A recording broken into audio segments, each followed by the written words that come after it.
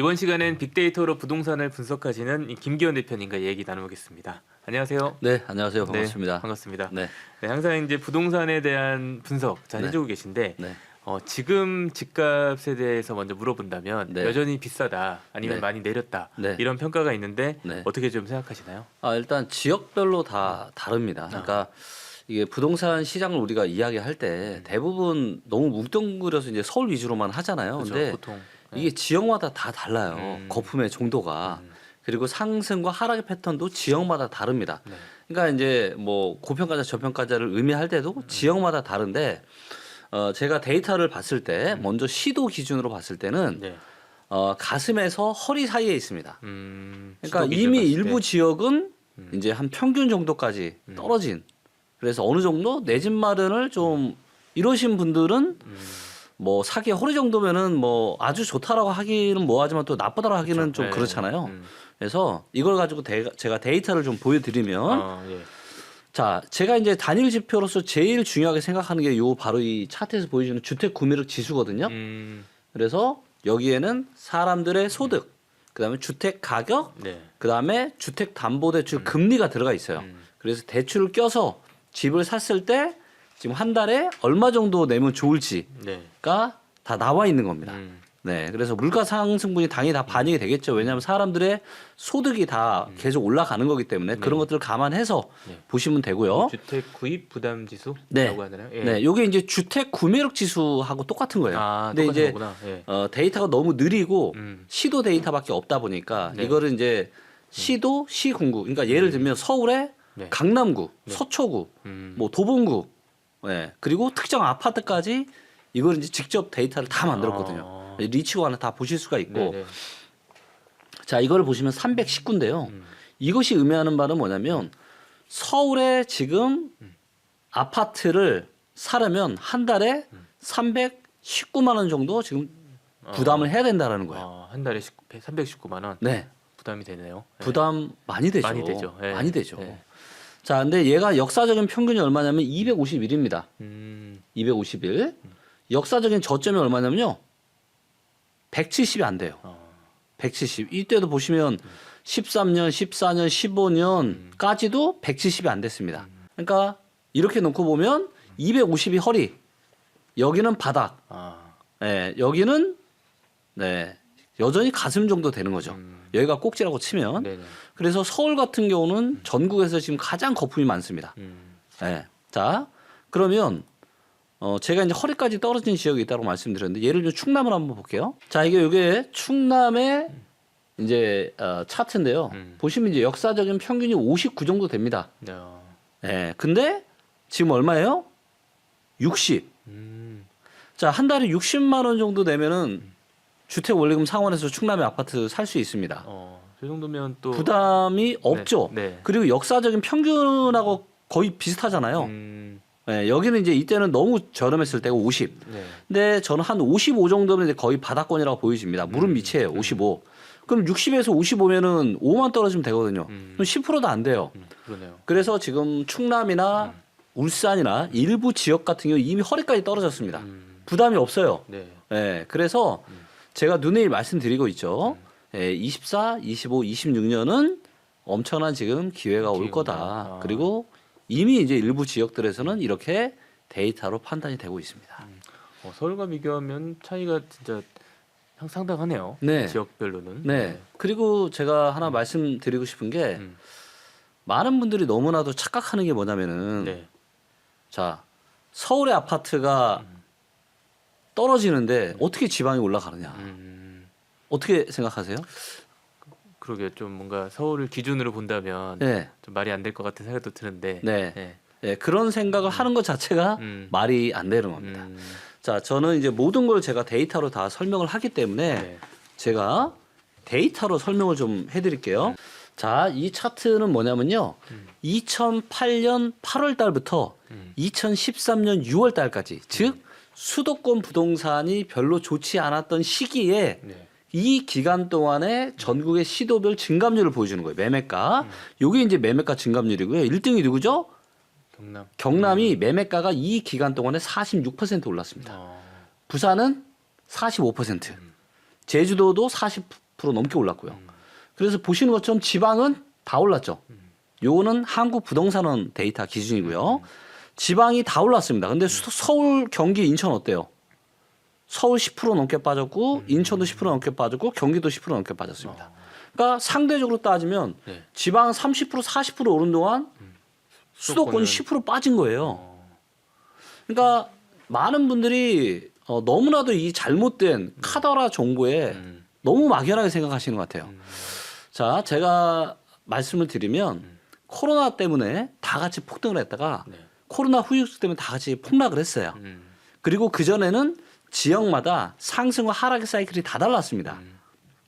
자, 앞으로 또다시 지역마다 상승과 하락의 사이클이 달라질 겁니다. 그리고 이번에 반등이 온다라면은 수도권이 아니라 왜 아까 주택 구매력 지수 데이터 보셨지만 여전히 지금 수도권은 거품이 많아요. 특히 서울이. 네네. 그래서 일부 지방부터 저는 반등이 시작이 될 거다라고 데이터로 판단하고 있습니다. 아, 그렇구나. 지금 이제 그 말씀하셨듯이 가격이 많이 지방은 많이 떨어졌고 서울은 아직 좀 거품이 좀 있는 상태인데 네. 거래는 안 되고 있는 상황이잖아요. 네, 거래는 뭐 다 안 되고 네. 있죠. 거래 데이터로 본다면 좀 지금 상황 어떻게 설명할 수 있을까요? 아, 네. 거래 데이터도 한번 보여드리도록 할게요. 네. 자, 먼저 이제 서울, 경기, 인천 수도권과 비수도권으로 나누어서 거래량 데이터를 보도록 하겠습니다. 네. 자, 지금 이제 현재 부동산 시장에서의 가장 큰 문제는 뭐냐면요.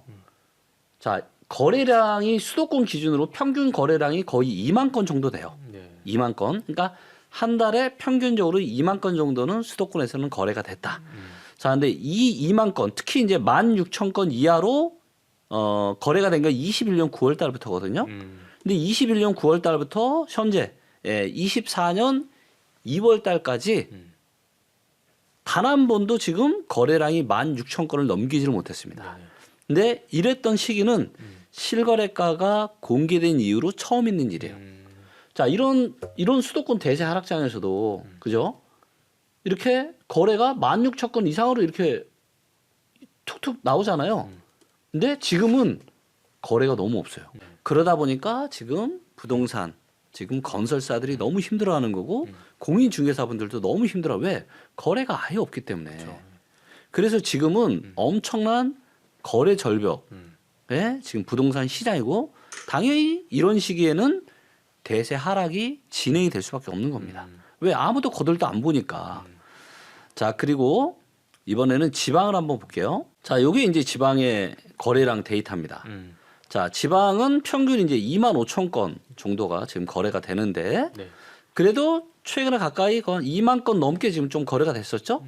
그래서 이거를 봐도 수도권보다는 조금은 그래도 거래량이 지방이 조금 더 많구나라는 걸 우리가 데이터로 확인을 좀 해볼 수가 있는 거죠.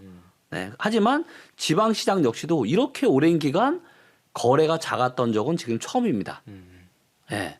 그래서 거래가 작은 이유는 뭐냐? 당연히 사고 싶은 살 사람이 없기 때문에 그럽니다. 왜 살 사람이 없냐? 네. 자, 이 데이터 보세요. 이미 사려는 사람은 2020년과 21년에 다 샀습니다. 아, 20년 데이터를 볼게요. 지난 20년 동안에 지금 경매 건수 지금 늘어나는 거 이렇게 보이세요? 네. 와, 굉장히 많이 늘어나고 있죠. 급격하게 늘고 있네요. 네. 굉장히 경매가 많이 늘어나고 있고 자, 근데 지금 무슨 위기라고 할 만한 이런 상황이 없잖아요.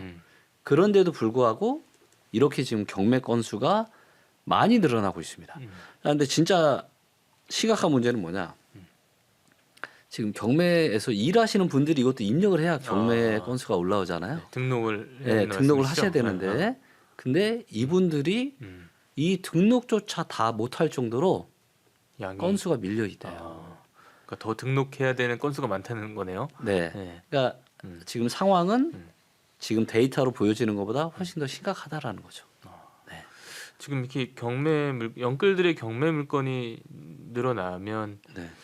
이게 어쨌든 상황이 좀 심각해지는 건데 네. 이 영끌들이 앞으로도 이제 금리 상황이 어떻게 될지 모르겠지만 네. 계속 경매로 그 물건이 나올까 아니면 어느 정도 좀 버티기가 가능할까 이런 부분은 어떻게 봐야 될까요? 앞으로 저는 경매는 훨씬 더 많이 증가할 거라고 생각합니다. 음, 네.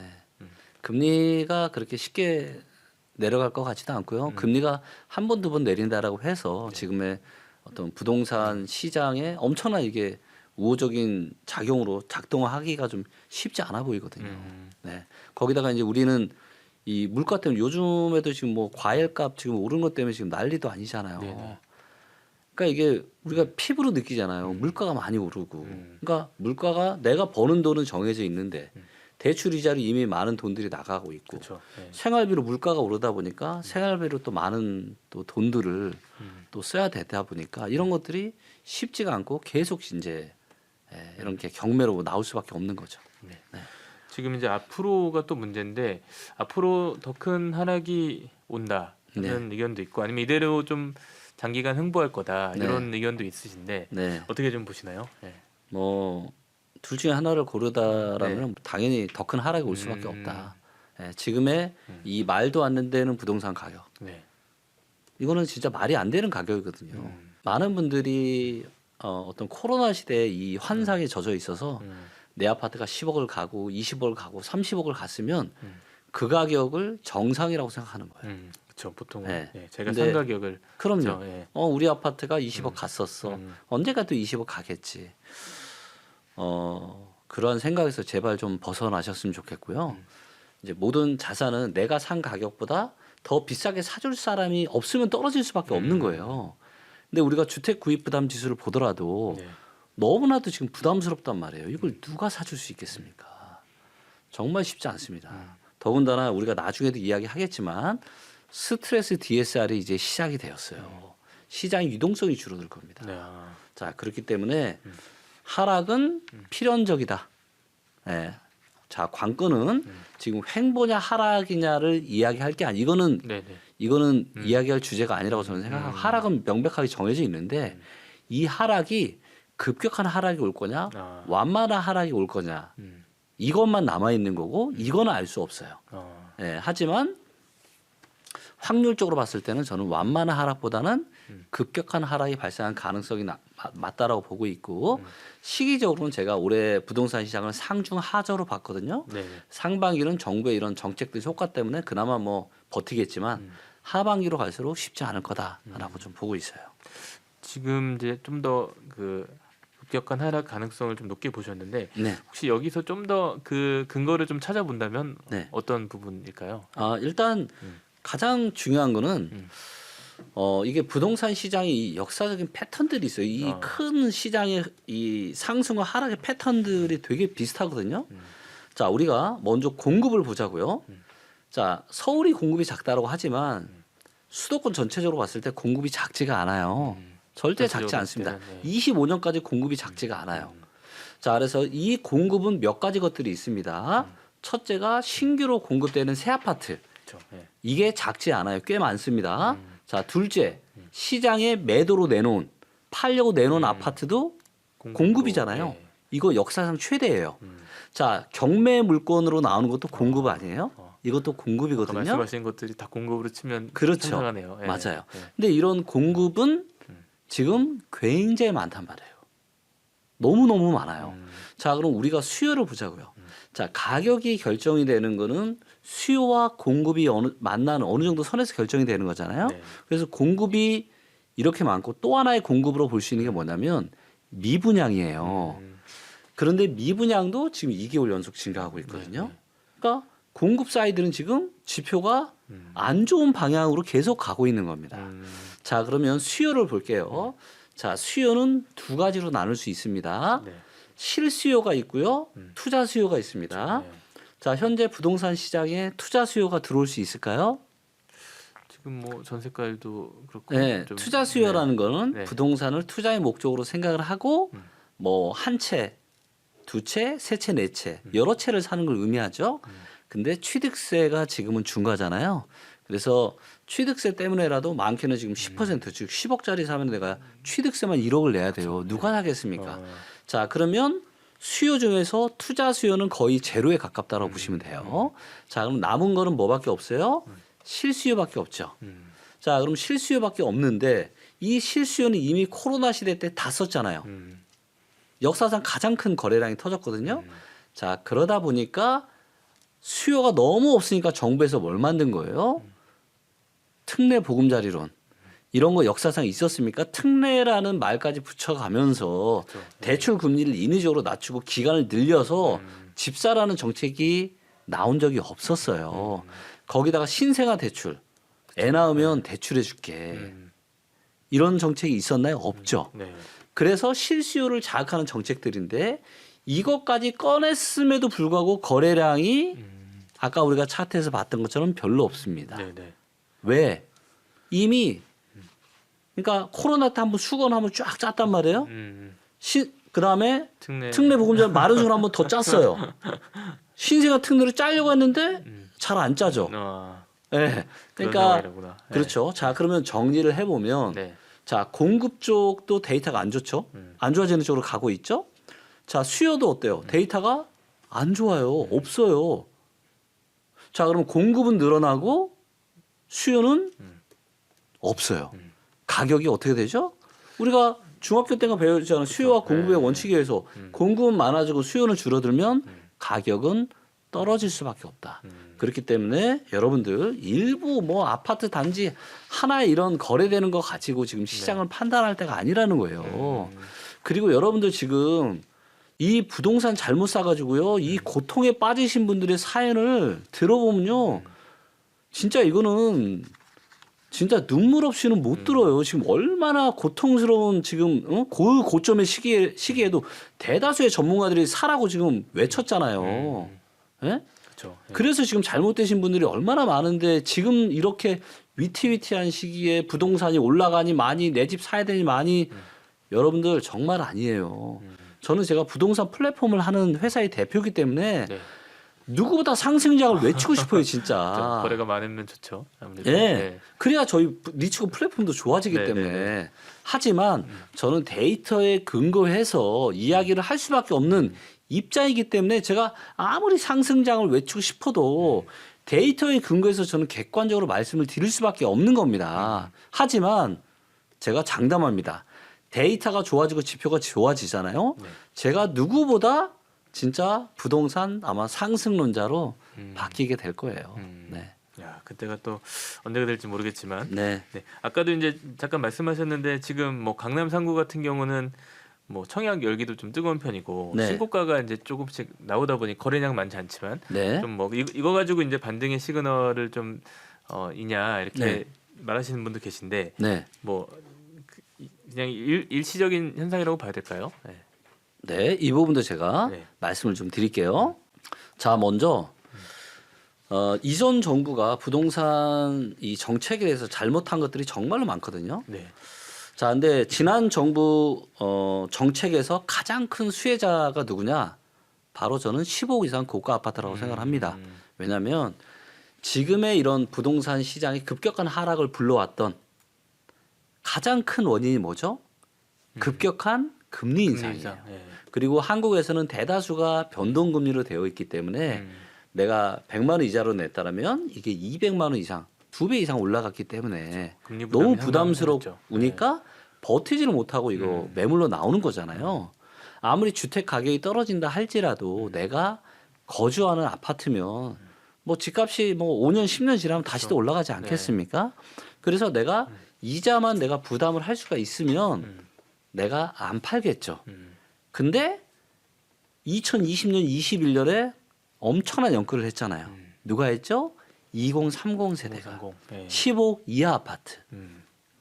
자, 지난 정부가 어떤 정책을 펼쳤냐? 2019년 12월 말에 15억 이상 아파트는 대출을 10원도 안 해줬습니다. 그렇죠. 아예 안 나왔죠. 그러니까 2020년과 21년에 가장 많은 거래량이 터졌는데 금리가 너무 쌌고 했으니까. 근데 이럴 때 강남 서초 송파의 아파트는 어때요? 대출 껴서 산 사람이 아무도 없어요. 15억이 넘으니까. 그렇죠. 네. 전부 다 현금만 주고 샀습니다. 자, 현금만 주고 사니까 어때요? 자, 이자 금리 같은 거 인상에 있어도, 네. 대한 부담이 그런 영향이 있나요? 없겠죠. 아무래도 없죠. 뭐 대출을 안 받았으니까. 그렇죠. 네. 그리고 15억 이상이라는 엄청난 돈을 현금으로 집을 살 만하신 분들이면 자산의 여유가 있겠죠. 그럼 그분들은 아파트 가격이 조금 더 떨어진다고 해서 신경 쓸까요? 그렇죠. 아무래도 크게 영향은 없을 것 같아요. 그럼요. 네. 그러니까 뭐예요? 가격이 버티는 겁니다. 만약에 15억 이상 아파트에 대해서도 주택담보대출을 해줬잖아요. 코로나 시기에. 지금 강남, 서초, 송파 난리 났을 겁니다. 자, 그런데 이런 배경을 이해하지 못하고 마치 강남은 안 떨어져, 서초는 안 떨어져, 송파는 안 떨어져 이런 완전히 잘못된 논리를 펴시는 분들이 있다라는 거죠. 아니에요, 여러분들. 강남, 서초, 송파라고 어떻게 안 떨어집니까? 자, 만약 이제 강남이 맨날 사람들이 살기 원하고 한 번도 하락하지 않았다라면 이 강남의 주택구입부담지수는 계속 우상향만 했겠죠. 근데 지금 보니까 어때요? 사이클을 그리죠. 떨어졌다가 떨어졌네요. 올랐다. 네. 자, 지금 강남의 아파트를 산다라면은 한 달에 지금 687만 원 정도. 엄청난 부담이죠. 웬만한 월급보다. 아, 그렇죠. 네. 연봉 1억을 받아도 우리가요 세후로 630만 원 정도 됩니다. 연봉 1억도 그거 다 쏟아부어도 못 사요. 자, PIR을 보면요 46배입니다. 46배. 일반적인 직장인이 46년 동안 한 푼도 안 쓰고 뭐야? 지금 강남에 집을 살 수 있어요. 여러분들 지금 대출을 못 받아서 현금만 가지고 샀던 사람들이 코로나 시기에 그때 있어서 그래서 지금 가격이 덜 떨어지고 버티고 있는 거지. 여러분들 절대 강남, 서초, 송파라고 안 떨어지는 거 아닙니다. 지금 좀 상황들을 이해하면 어쨌든 지금 강남 서초의 어떤 가격 변화들이 좀 이해가 될 수 있는 네. 예, 그런 상황이겠네요. 네. 그러면 뭐 지금 서울 위주로 좀 얘기를 해주셨는데 네. 지방 주요 도시 상황은 좀 어떤지 한번 더 짚어주시면 좋을 네. 것 같아요. 예. 지방 주요 도시들은 이미 이제 한 허리까지 떨어진 지역들이 상당히 많아요. 네. 그래서 이미 이제 내 집 마련을 하기에 점점 괜찮은 시기가 지금 되고 있고요. 특히 이제 경매로까지 하면은 네. 지금 정도에서도 무릎에서 사실 수 있는 분들 지역들이 꽤 있습니다. 지금도. 예. 네. 그래서 관심을 가질 만한 지역으로는 이제 충남, 네. 그다음에 울산, 그리고 대구 일단 뭐 요 정도 지역들 그리고 뭐 경남이나 경북의 일부 지역들 이런 지역들은 아마 앞으로 1년 안에 상당히 좋은 매수 기회가 올 겁니다. 자, 지금 대구 보시면 어때요? 주택 구입 부담 지수가 허리예요, 허리. 네. 조금만 더 떨어지면 이제 무릎 밑에서 사실 수가 있는 겁니다. 소득 대비한 지금 대구의 아파트 가격을 봐도 지금 허리 정도까지 떨어졌죠. 그렇구나. 네. 그래서 이런 일부 지역들은 이미 이제 허리까지 많이 떨어졌습니다. 그래서 조금만 더 떨어지면은 내 집 마련하기에 너무 좋은 시기가 올 거다. 그러니까 이런 언론에 이런 기사 많이 나오죠. 뭐 서울은 잘 나가고 지방은 안 좋다. 자, 이 얘기는 뭐냐? 여전히 서울은 버티고 있기 때문에 그만큼 거품이 많은 거고요. 우리 지방에 계신 분들 꼭 지금 이 이야기 정말 귀 쫑긋해서 들으세요. 지방 시장이 안 좋다는 얘기는요. 그만큼 지금 지방에 거품이 없는 겁니다. 앞으로 기회는 어디서 오느냐? 지방에서부터 먼저 올 거예요. 그러니까 절대 여러분들 너무 안 좋다라고 너무 힘 빠지지 마시고 제가 진짜 지방에 계신 분들을 응원을 좀 드리고 싶습니다. 네, 태영 이후에 부동산 PF 부실이 수면 위로 좀 떠올랐는데 건설사의 위기가 아직 끝나지 않았다는 말들이 많이 있습니다. 지금 건설사의 줄도산 문제가 좀 현실이 될까 어떻게 보시나요? 아, 네. 뭐 장담해서 말씀을 드릴 수는 없겠지만은 현재 데이터를 봤을 때 건설사들의 어떤 위험은 점점점 증가하고 있다라고 지금 판단을 좀 하고 있습니다. 그러면 건설사들이 위험해질 건지 위험해지지 않을 건지를 어떻게 알 수 있냐? 이걸 이제 가늠해 볼 수 있는 데이터가 이제 바로 미분양 데이터거든요. 그래서 최근 몇 년 동안의 미분양 데이터를 좀 보여드리도록 하겠습니다. 요게 이제 보시면 전국의 미분양 데이터예요. 네. 그리고 요 주황색 선이 그 준공후 미분양이고요. 자, 이제 보시는 것 악성 미분양. 그래서 주황색 선은 꾸준히 늘어나고 있죠. 그래서 준공후 미분양이 늘어난다는 얘기는 뭐냐면 돈 들여서 지금 물건을 다 만들어 놨는데 이거를 사는 사람이 없는 거예요. 자, 그러면 건설사는 이걸 짓느라 돈들을 많이 지금 투입을 했는데 이게 이제 돈이 회수가 안 되는 거잖아요. 그렇죠. 그래서 이런 것들이 심각해지고 있고 요 막대 그래프가 전체 미분양인데 자, 보시면 21년 11월까지 감소하다 이 이후로 미분양이 계속 늘면서 부동산 시장이 안 좋아진 거거든요. 그리고 이때 보시면 22년 하반기에 엄청난 폭락이 있었잖아요. 이때 20에서 많게는 50% 폭락이 있었거든요. 부동산 시장에. 그렇죠. 예. 자, 이 시기에 보시면은 미분양 어때요? 엄청나게 급증을 했죠. 그랬다가 이제 정부가 23년 1월에 둔촌주공 살리기를 하면서 그 정책들을 꺼내면서 다시 시장이 좀 좋아지면서 미분양이 감소를 했는데 23년 12월 달부터 지금 2개월 연속 다시 증가하고 있습니다. 자, 그래서 여전히 미분양은 상당히 많은 상태인데 그나마 감소를 하면서 조금 뭔가 부동산 PF 문제가 잠잠해지나 했는데 다시 미분양이 증가를 하고 있다는 거죠. 자, 그래서 저는 이 미분양의 추이를 정말로 잘 지켜볼 필요가 있다. 그래서 미분양이 만약에 이대로 계속 증가를 한다라고 하면은 굉장히 위험한 신호라고도 보여지고 있고요. 또 이거는 이제 아파트만 해당이 되는 건데 이 아파트 이외에 지금 지산이나 지식산업센터나 요즘에 심각하죠. 그다음에 생활형 숙박시설, 예, 그다음에 오피스텔 이런 거 지금 2020년과 21년 코로나 그 초저금리 시대에 돈 좀 벌어보겠다고 지금 엄청, 성급하게 네. 분양받으신 분들이 있잖아요. 이런 분들 지금 완전 난리 났어요 지금. 잔금도 못 지금 길바닥이 지금 나앉게 생겼습니다. 예, 그러니까 이런 것들이 또 전부 다 시행사, 시공사들한테는 상당한 부담으로 아마 작용을 할 거예요. 그래서 저는 이런 어떤 부동산 PF 문제는 올해 자칫 잘못했다는 올해 하반기에 정말 심각해질 수 있다라고 좀 판단하고 있습니다.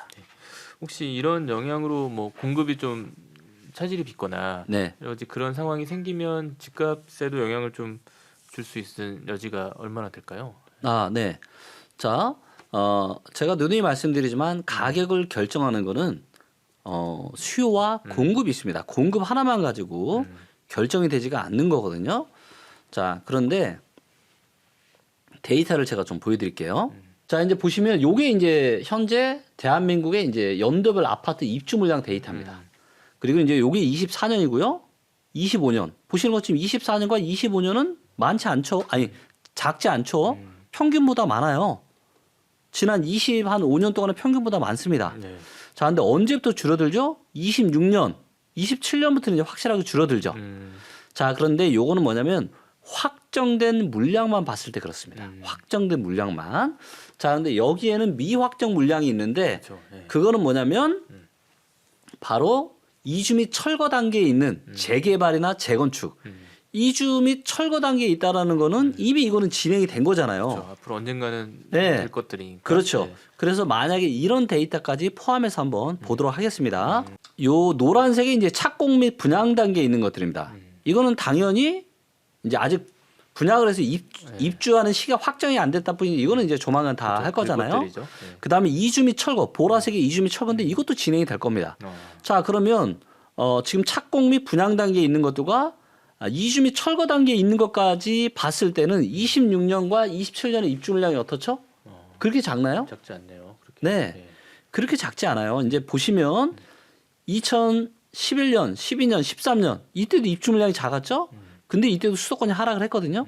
그래서 입주 물량이 우리가 생각하는 것보다 그렇게 작지 않다. 물론 이 보라색 이주 및 철거 단계에 있는 거를 제가 45개월로 거의 4년 뒤에 입주를 한다라고 제가 가정을 했는데 이게 더 늦춰질 수 있어요. 그러면 27년부터는 공급 부족 사태가 생길 수 있습니다. 예. 하지만 관건은 뭐냐면 이 입주 물량은 아직은 먼 뒤의 이야기예요. 이거보다 훨씬 더 중요한 거는 수요를 불러 일으킬 만큼 가격이 하락을 해야 됩니다. 예. 자, 그런데 긍정적인 시나리오를 제가 말씀을 드리면 네네.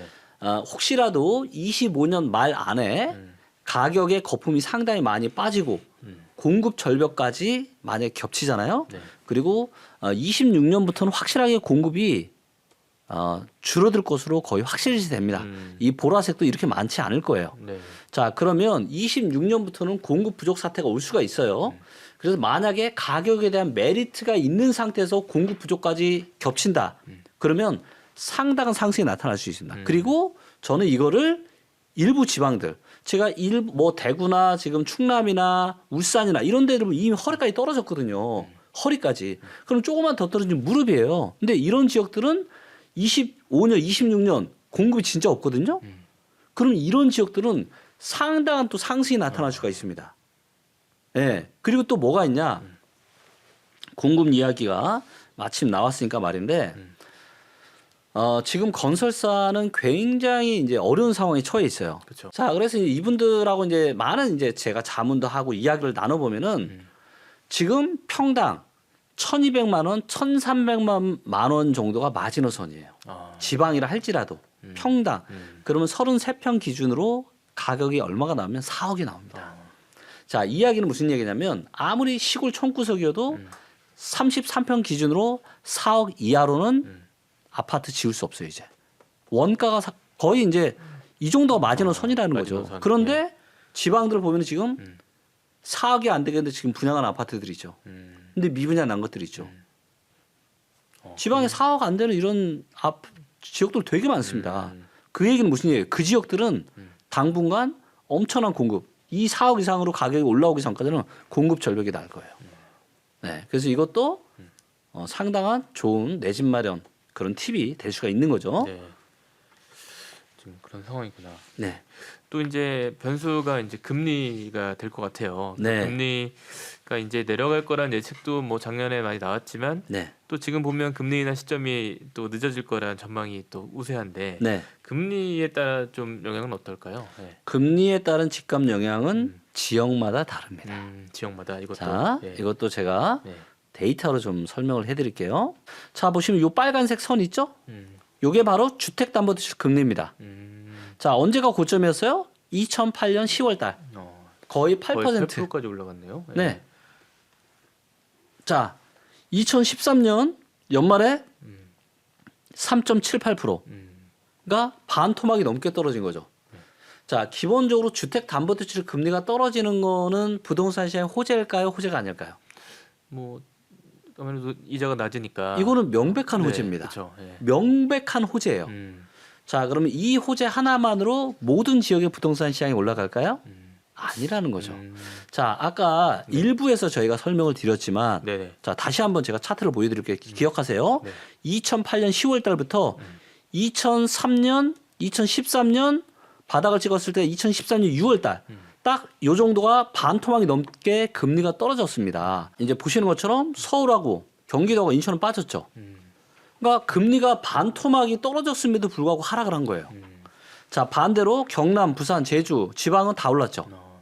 다르네요. 예. 네. 자, 그러면 여기서 의미하는 바는 뭐냐면 금리보다 훨씬 더 중요한 요소가 있다라는 거예요. 그렇죠. 부동산 가격을 결정짓는. 이거는 금리 하락은 기본적으로 엄청난 호재인데 왜 이 호재가 서울, 경기, 인천에는 작동을 하지 않았냐라는 거죠. 그건 바로 뭐예요? 궁금하네요. 예. 바로 그때는 엄청난 고평가였습니다. 서울, 경기, 인천이 네. 비쌌단 말이에요. 주택 부담 지수도 가격이, 높고 네. PIR도 높고 네. 그러니까 수요가 붙지를 못한 거죠. 하지만 지방은 안 그래도 저렴했는데 금리마저 떨어지니 이 기간 동안에 30% 40%가 넘는 큰 상승을 보였다라는 거죠. 네. 네, 그래서 일단 금리가 떨어지는 건 호재지만 이게 모든 지역에 그대로 작동하지는 않을 거다. 네. 그럼 당장 금리 인하가 뭐 이루어져도 아직 고평가돼 있다면 수요가 붙지 않을 수 있는 상황이 지속될 네, 수 맞습니다. 있다. 그리고 금리 인하가 작동이 되면은 네. 좀 고평가가 별로 없는 지방 지역들이 올라갈 거라는 거죠. 네, 그 상황이 오는구나. 네. 알겠습니다. 지금 이제 뭐 아까도 말씀하셨지만 뭐 주담대 금리가 좀 낮아지고 또 정부가 이제 집사라고 권하는 또 특례대출 같은 것들을 내놓고 있는데 네. 그래도 수요층이 움직이지 않고 있다는 거잖아요. 그렇죠? 네. 눈에 띌 만큼 움직이지 않고 있죠. 만약에 눈에 띌 만큼 움직였으면 벌써 거래량이 많이 늘었을 텐데 물론 거래량은 작년 10월, 11월, 12월보다 조금은 지금 늘고는 있는데 그래봐야 지금 세 발의 피입니다. 그래서 전반적인 부동산 시장을 움직일 만한 그런 수요는 없다. 네, 있어봐야 아주 작은 실수요 정도. 네. 네. 지금 이제 또 대출적인 측면에서 스트레스 DSR이라는 게 이제 도입이 됐기 때문에 좀 더 돈을 빌리기가 좀 어려운 상황이 된 것도 있을 것 같아요. 네. 요에 따른 영향은 좀 어떨까요? 네. 스트레스 DSR이 뭐냐면요. 자, 여기 네이버에 이제 아주 설명을 잘해 놓은 게 있어서 제가 한번 보여드리도록 할게요. 자, 스트레스 DSR에 명확하게 설명되어 있습니다. 자, 변동금리 대출 등을 이용하는 차주가, 그러니까 내가 돈을 빌리는데 변동금리예요. 자, 이용 기간 중에 금리 상승으로 인해서 원리금 상환 부담이 상승할 가능성을 감안한 겁니다. 그래서 총 부채 원리금 상환 비율, 즉 DSR 산정할 때 일정 수준의 가상금리, 그러니까 금리를 더 높여버리는 거예요. 그러니까 스트레스 받아요, 안 받아요? 맞죠. 스트레스 받죠. 그래서 스트레스 금리입니다. 아, 자, 그런데 여기서 정말로 중요한 포인트가 뭐냐면은 왜 대출 이용 기간 중에 금리 상승으로 인해서 원리금 상환 부담이 상승할 가능성, 왜 이거를 감안하냐는 거예요. 지금 시점에. 자, 여러분들, 네. 자, 이런 정책들이 나올 때는요, 그냥 나오는 게 아니에요. 자, 많은 분들이 이제 뭐 지금 금리 또 떨어질 거야. 올해 작년 말에 또 올해 부동산 시장 전망하면서 많이 나왔죠. 24년에 지금 금리 떨어져서 24년 바닥 찍고 또 부동산 올라간다라고 또 섣부른 전망을 하시는 또 전문가들이 몇 분 있었잖아요. 그렇죠? 저는 그렇게 보지 않습니다. 자, 이 스트레스 DSR 보세요. 자, 왜 이런 걸 만들겠어요? 이미 큰 그림을 어떻게 보고 있다? 금리가 지금 올라갈 가능성을 보고 있구나. 그래서 그랬을 경우에는 내가 예를 들어서 금리가 지금 4% 정도인데 내가 4%일 때 이자를 받았을 때 한 달에 내가 200만 원 내는데 얘가 6% 8% 올라가면은 이자 부담이 엄청 커지고 그럼 어떻게 되겠습니까? 국가적으로 난리가 나죠. 지금 그런 분들이 지금 주변에 엄청 많잖아요. 근데 여기서 더 올라간다? 큰일 날 겁니다. 그렇기 때문에 지금 선제적으로 대응을 하는 거예요. 그래서 지금 하워드 막스 같은 전 세계적인 구루들도 다 뭐라 그러냐? 이제 저금리 시대 끝났다라고 얘기하고 있어요. 우리가 여러분들 그러니까 물가가 결국 금리라고 보시면 되는데 물가 지금 오르는 거 못 느끼세요?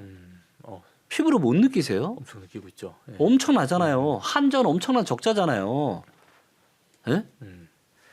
자, 전기료가 올라간다는 건 금리가 올라간다는 겁니다.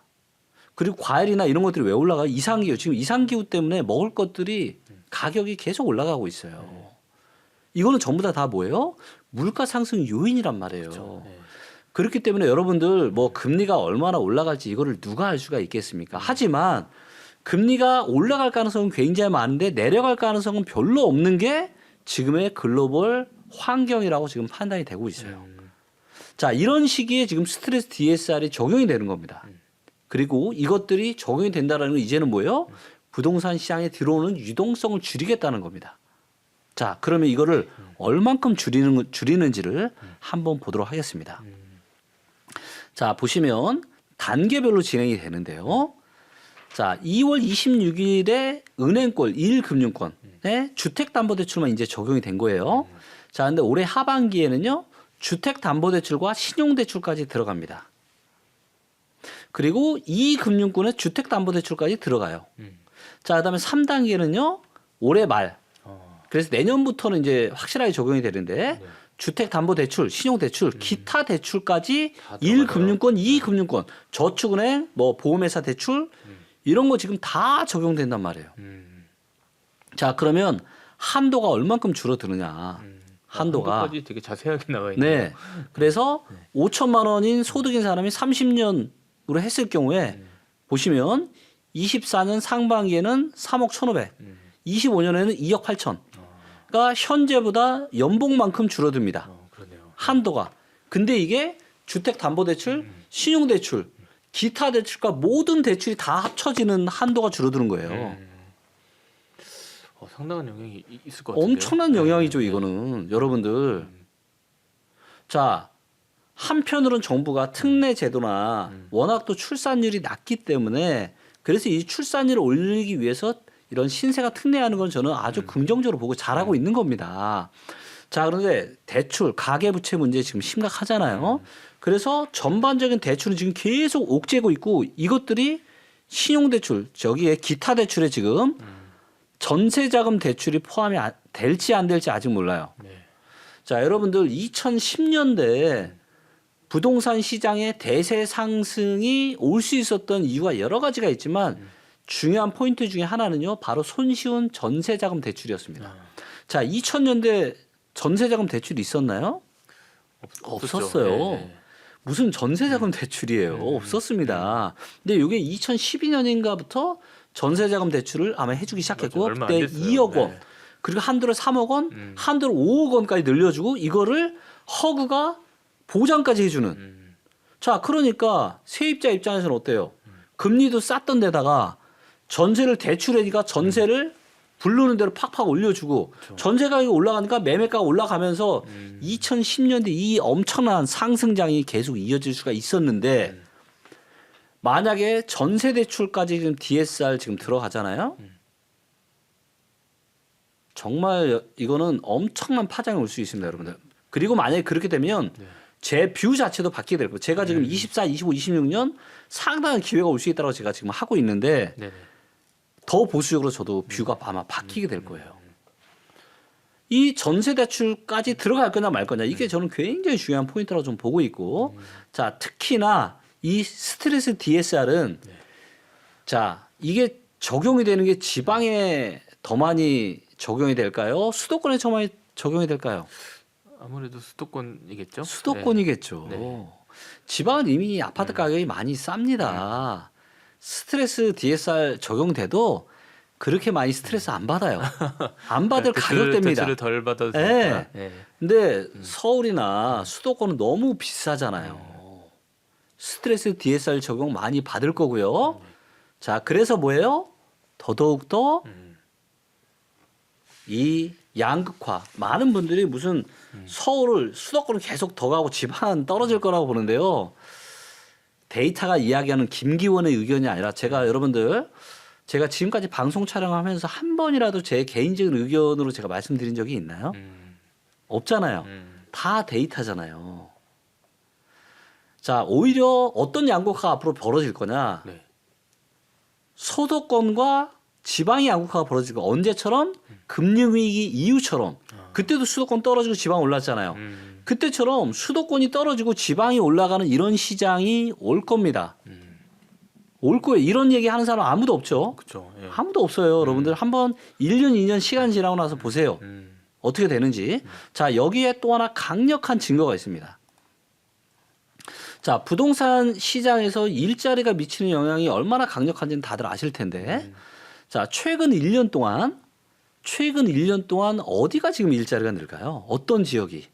자, 여기 랭킹에 들어가서 여기서 일자리를 눌러보고 지역을 1년으로 하겠습니다. 자, 1년 동안에 일자리가 늘은 탑 6에서 네, 수도권 있나요? 없네요. 네. 울산이 1위고 네. 전남이 6위니까. 네. 수도권 없잖아요. 아니 도대체 누가 일자리가 늘고 인구가 몰리는 수도권이라고 이야기하는지 그거 완전 옛날 얘기예요. 지금 데이터를 보면 그렇지 않다. 일자리가 지금 울산, 세종, 충남, 대전, 경남, 전남 이런 지역들이 굉장히 많이 증가하고 있다. 자, 그럼 인구를 볼까요? 인구. 자, 그럼 인구 수는 어디가 지금 최근 1년 동안 증가하고 있는지 보겠습니다. 자, 인구 증가의 1등이 누구예요? 바로 인천입니다. 2등 세종이고요. 대구고, 충남이고, 경기고, 충북입니다. 서울 어디 갔나요? 서울은 인구가 지금 빠지고 있습니다. 빠지고 있네요. 예. 네. 자, 그래서 지방이어도 이렇게 인구가 느는 지역들이 있다. 네. 그리고 일자리는 지금 수도권보다는 지방 쪽 지금 일자리가 훨씬 많이 증가를 하고 있습니다. 네. 네. 그렇기 때문에 지방에 계신 분들은 제가 무슨 마치 이 지방 부동산 살리기 제가 운동 본부장이라도 해야 될 것 같은데 네. 아, 지방 그렇게 나쁘지 않습니다. 네. 알겠습니다. 앞으로 어쨌든 기회가 온다면 지방에서부터 먼저 온다. 네, 수도권이 이건 좀- 수도권도 제가 말씀드렸죠. 네. 수도권도 일자리 느는 지역들 많아요.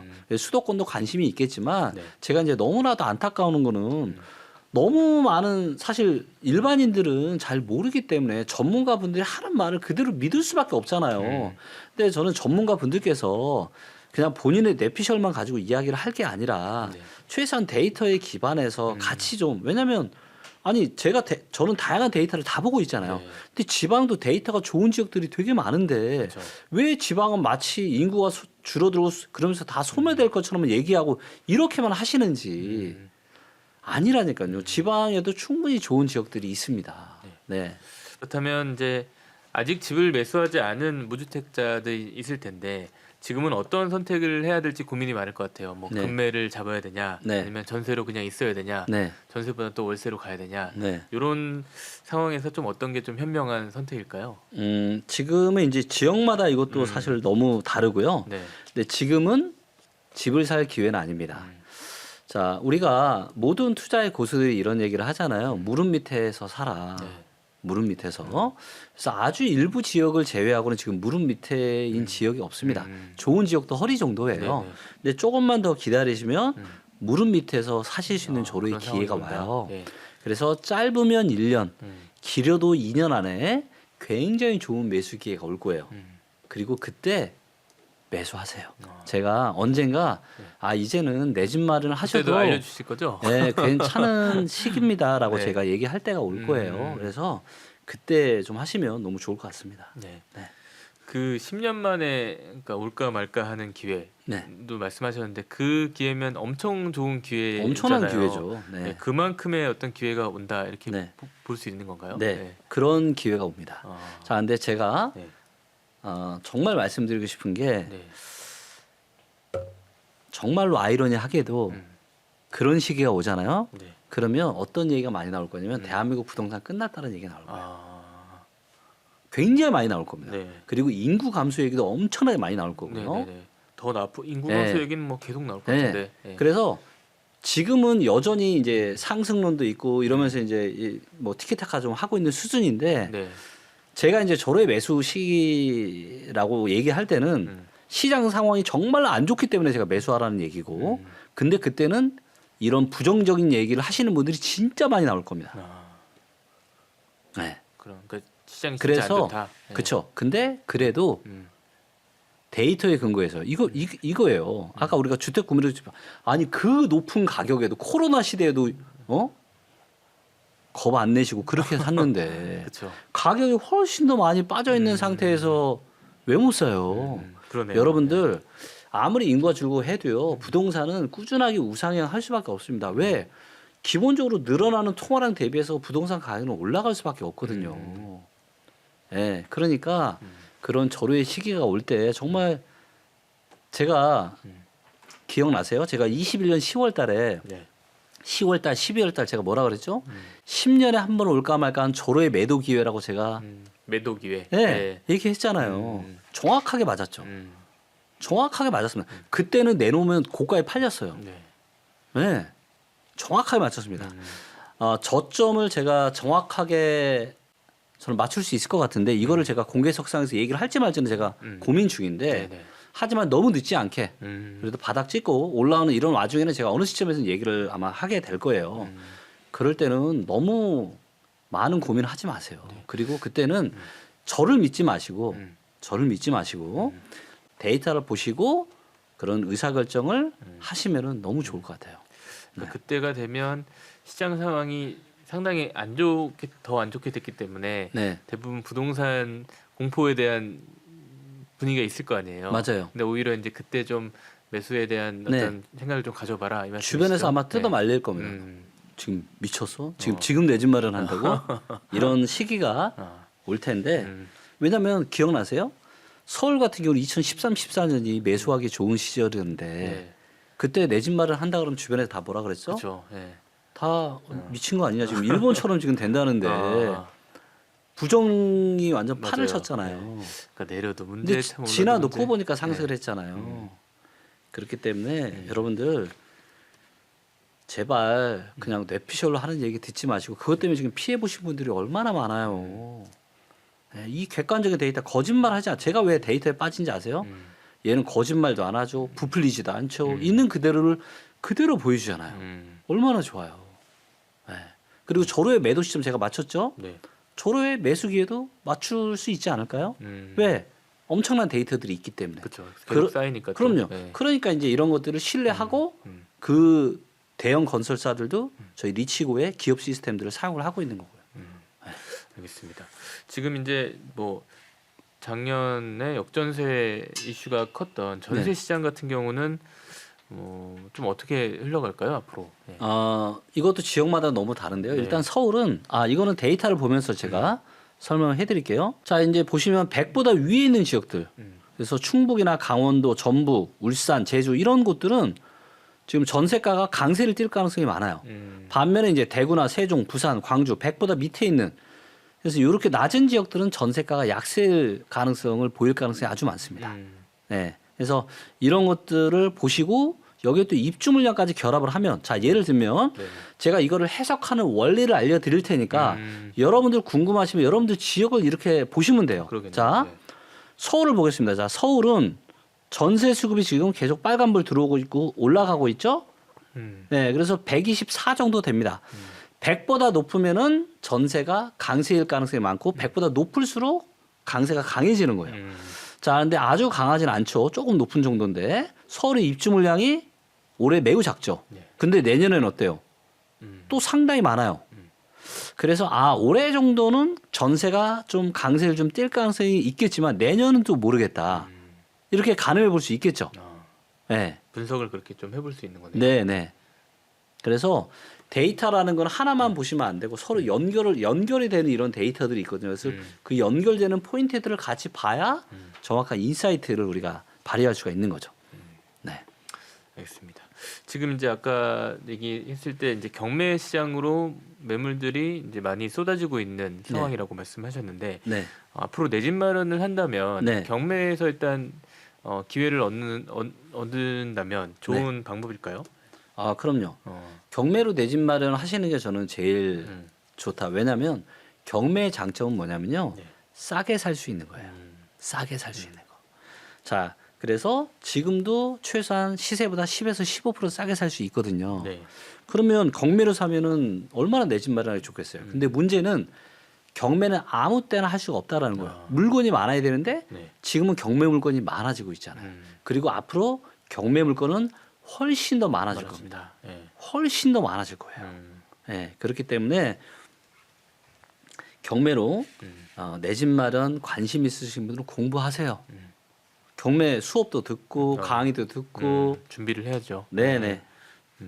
그게 지금 경매로 지금 경매를 관심 가져서 뛰어드는 것과 아니면 네. 좀 더 기다려서 하는 게 더 기다려야 됩니다. 봐야 될까요? 예. 공부하시는 기간을 6개월에서 1년 정도 잡으시고요. 네. 그리고 공부하고 나서 어느 정도 아시고 나서 경매 하시면 너무 좋을 것 같아요. 그러니까 이게 어떤 경매라는 게 보통 감정가가 6개월 전에 가격으로 이제 나오니까 네. 지금 나오는 매물들은 가격이 좀 떨어진 게 덜 반영된 매물이라고도 이렇게 판단을 해야 되나요?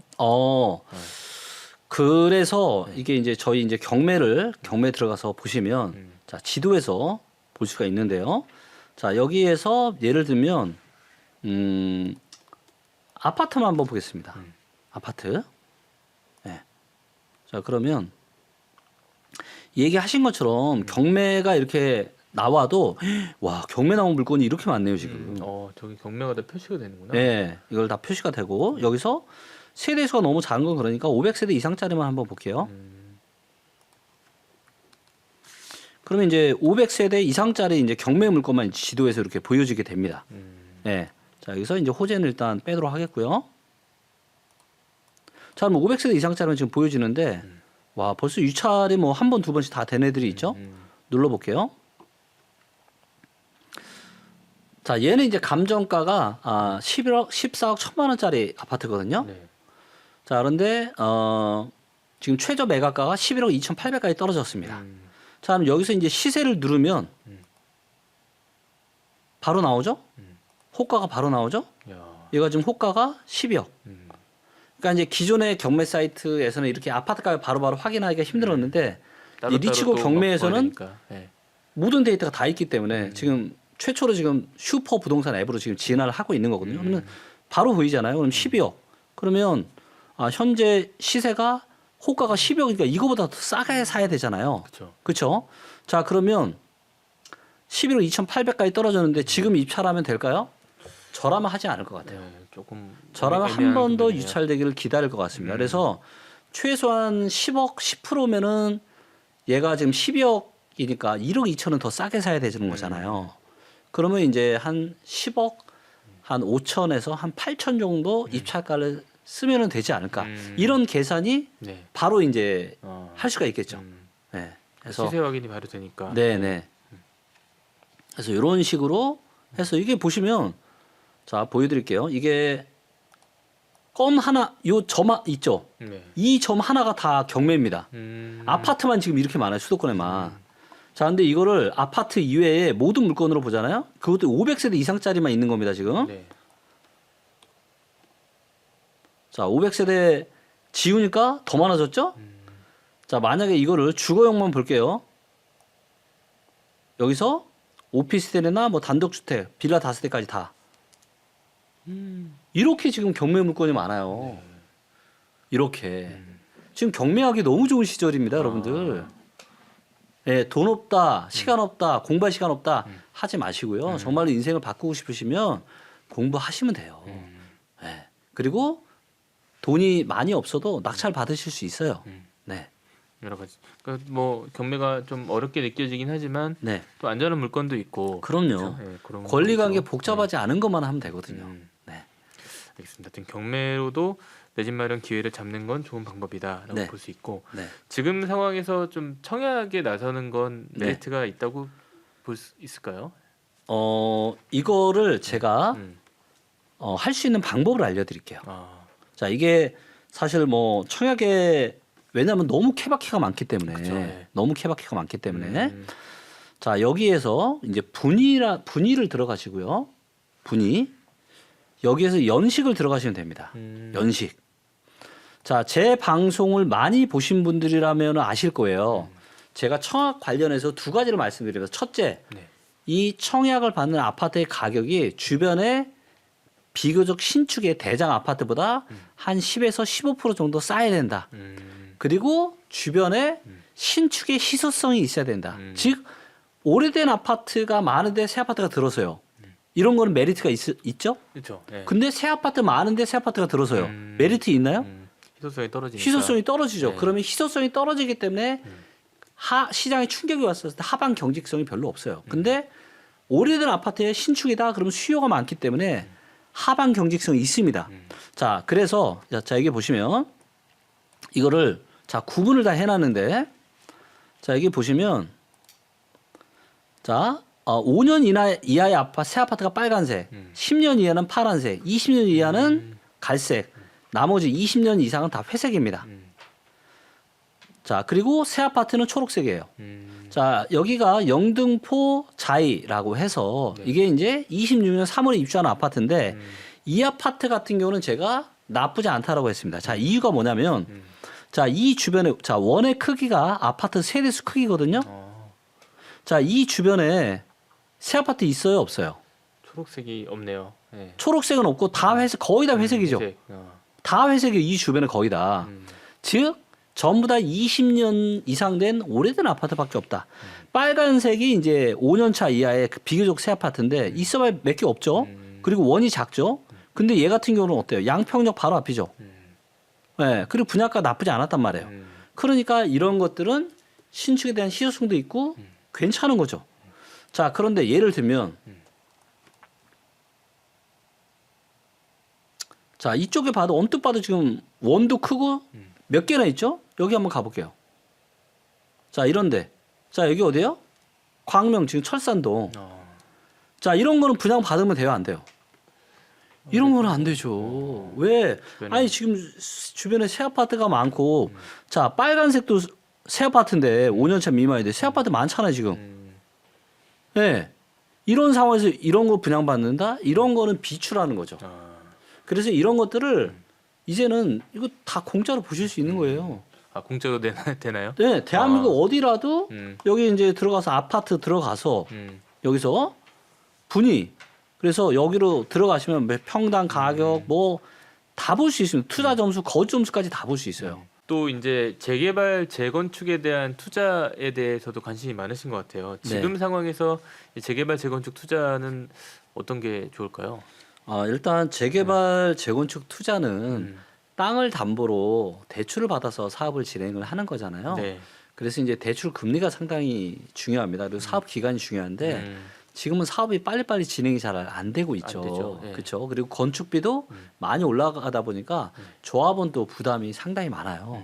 그래서 재개발 재건축 시장은 조금 유의해서 보시는 게 좋을 것 같고 다만 재개발 중에서 재개발이라는 게 이제 빌라나 이런 데들이잖아요. 그리고 그쵸. 빌라는 네. 비싸지 않잖아요. 그리고 요즘 빌라 시장이 너무 안 좋잖아요.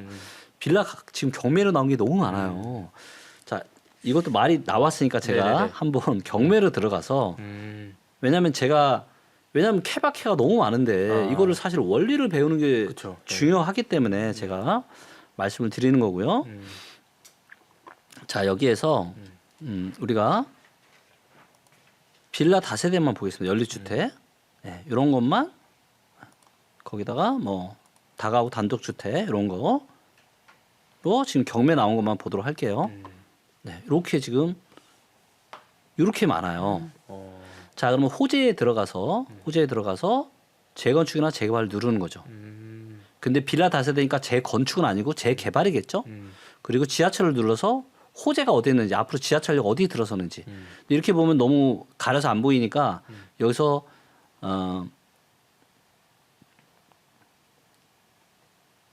여기서 노선만 보기를 클릭을 하겠습니다. 네, 그러면 이제 지하철역 노선만 보여요. 자, 그러면 여기서 지하철역이 어디에 신규 지하철역이 들어서는지를 다 볼 수가 있겠죠. 그리고 어디가 재개발되는지 볼 수가 있겠죠. 네. 그래서 향후에 교통 호재도 있고 만약에 재개발에 포함이 되는 이런 빌라다. 네. 이런 것들은 사실은 뭐 전세나 또 월세를 주고 또 대출 받아서 월세 주고 하면 되기 때문에 돈이 또 그렇게 많이 안 들어요. 그래서 이런 거라면은 내가 버틸 수가 있잖아요. 그래서 이런 거는 일부 괜찮지만 그렇지 않은 재개발 재건축 시장은 좀 보수적으로 보시는 게 좀 맞지 않나 그렇게 생각을 합니다. 네. 전에 재개발 재건축보다는 신축을 매수하라는 맞습니다. 말씀하셨었는데 네. 그 의견은 여전히 유효하고요. 왜 앞으로 신축이 분명히 희소성이 있을 거거든요. 그렇기 때문에 특히나 이것도 아까 지도에서 다 보면 되잖아요. 네. 내 지역, 내 관심 있는 지역에서 신축의 희소성이 있는 데가 있고 없는 데가 있고 무조건 신축이라고 다 그런 건 아니고 누구나 살기 원하는 지역인데 신축에 대한 희소성이 있는 그런 아파트가 저는 향후에 좀 치고 나가지 않을까 그렇게 생각합니다. 네, 알겠습니다. 오늘 뭐 많은 말씀 해주셨는데 그래도 마지막으로 좀 내 집 마련을 꿈꾸는 실수자들에게 네. 좀 조언을 해주신다면. 네. 미래 일을 그 누가 정확하게 다 알 수가 있겠어요. 뭐 정부의 정책이 달라질 수도 있고 금리 향방이 달라질 수도 있고 여러 가지 이런 요인들이 있기 때문에 우리는 바뀌는 데이터를 보면서 계속 이제 우리가 사냥꾼이 이 먹이가 이 사냥감이 이동하는 것을 계속 겨누는 것처럼 우리는 데이터를 무기로 이렇게 계속 겨눠야 되는 거예요. 네. 근데 데이터에 근거해서 말씀을 좀 드리면 앞으로 1년이나 늦어도 2년 안에는 꽤 많은 지역들에서 내 집 마련을 하기에 되게 좋은 시기가 저는 올 거라고 판단을 좀 하고 있고요. 그래서 조금만 더 기다리시면 좋은 시기 오니까 네. 좀 기다리시고 그리고 무엇보다 이런 기회를요. 쉽게 잡으려고 하지 마세요. 공부하셔야 되고요. 대가를 치러야 되셔야 되고요. 이 세상에서 제일 무서운 게 뭔지 아세요? 공짜 옷 바라는 거예요. 쉽게 돈 버는 거예요. 네. 왜 코로나 시기에 갭 투자하고 지산 사고 생활 숙박시설 사고 이런 분들이 왜 지금 고통에 빠졌는지 아세요? 쉽게 어쩌면 다 아니 분위기가 너무 좋고 내가 이렇게 하면 돈 벌 수 있겠구나라는 그 착각. 근데 어떻게 됐어요? 너무나도 고통스럽잖아요. 근데 그거를 내가 나한테 지식산업센터 분양한 사람한테 내가 뭐라 할 수 있어요? 결국 내가 다 선택한 거잖아요. 그렇기 때문에 철저하게 그 누구도 내 재산 지켜주지 않습니다. 데이터에 근거해서 여러분들 그리고 여러분들이 가지고 계시는 훌륭한 그런 경험과 노하우를 결합을 해서 의사결정하시면은 아마 누구보다 여러분들 재산 잘 지켜 나가시면서 부자로 아마 사실 수 있으실 거예요. 네. 네. 알겠습니다. 계속적으로 좀 이런 부동산 시장 읽어주시면서 그런 네. 시기가 왔을 때 좀 또 말씀해 주시면 좋을 것 같습니다. 네. 오늘 말씀 감사합니다. 네, 고맙습니다.